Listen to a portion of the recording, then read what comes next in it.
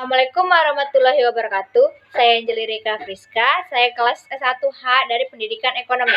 Saya ingin mempresentasikan tentang korupsi. Korupsi atau mencuri adalah tindakan pejabat publik, baik politis maupun pegawai negeri, serta pihak lain yang terlibat dalam tindakan itu yang secara tidak wajar dan tidak legal menyalahgunakan kepercayaan publik yang dikuasakan kepada mereka untuk mendapati keuntungan sepihak. Korupsi tidak selalu terkait dengan uang. Selain itu, pengguna fasilitas dan jabatan untuk kepentingan pribadi juga termasuk korupsi. Ada jenis-jenis korupsi. Jenis-jenis korupsi. 1. Korupsi suap menyuap. Kedua, korupsi penggelapan jabatan. Ketiga, korupsi tindakan pemerasan. Keempat, korupsi gratifikasi.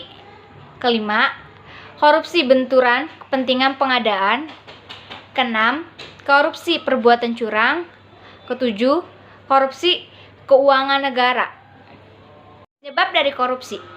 Faktor ekonomi juga merupakan salah satu penyebab terjadinya korupsi.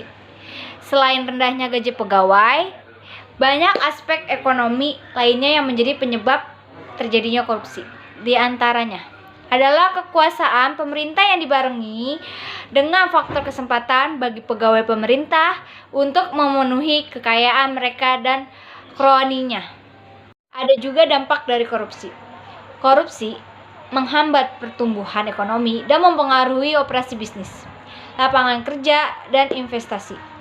Korupsi juga mengurangi pendapat pajak dan efektivitas berbagai program bantuan keuangan. Tingkat tingginya korupsi pada masyarakat luas terdampak pada menurunnya kepercayaan terhadap hukum dan supremasi hukum, pendidikan, dan akibatnya kualitas hidup seperti akses ke infrastruktur hingga keperawatan kesehatan.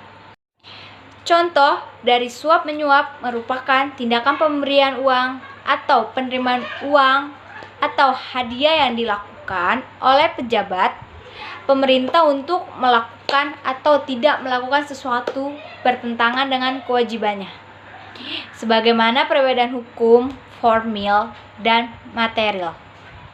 Contoh dari kasus korupsi suap menyuap seperti menyuap pegawai negeri yang karena jabatannya bisa menguntungkan orang yang memberikan suap menyuap, hakim, pengacara, atau advokat. Korupsi jenis ini telah diatur dalam Undang-Undang PTPK. Cara pemberantasan korupsi, salah satu dengan memberi hukuman berat bagi para pelaku koruptor akan memunculkan efek jera. Hal ini juga dapat menjadikan pelajaran bagi seluruh kalangan agar tidak melakukan hal serupa. Tak hanya pemerintahan, hukuman berat bagi pelaku koruptor dalam kehidupan sehari-hari juga harus diterapkan. Pendidikan moral merupakan pondasi yang harus diberikan sedari kecil. Dengan pendidikan moral, maka setiap insan tidak mudah tergiur dengan praktik korupsi. Orang yang bermoral tidak melakukan akan berlaku adil, berintegrasi, dan bermartabat. Mereka menyadari bahwa perbuatan korupsi akan merugikan orang lain.